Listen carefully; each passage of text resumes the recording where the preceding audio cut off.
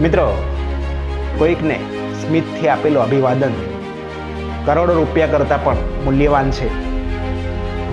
કોઈકને દિલથી માનેલો આભાર અબજોની સંપત્તિ કરતાં પણ મૂલ્યવાન છે.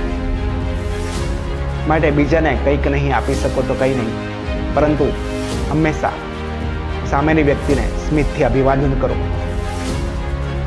જેથી કરીને એના મુખ પર પણ સ્મિત રેલાઈ જાય અને એના મનમાં પણ ખુશી છવાઈ જાય.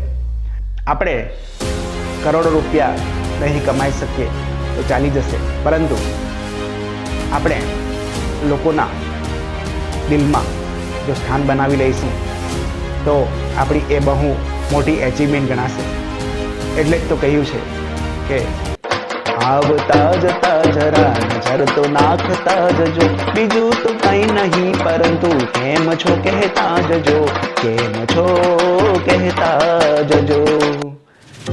માટે લોકોનું સ્મિતથી અભિવાદન કરો, લોકોને કેમ છો એવું પૂછતા રહો, જેથી કરીને આપણે એમના દિલમાં મહત્વનું સ્થાન બનાવી શકીએ. લોકો આપણને હંમેશા પ્રેમથી યાદ કરે.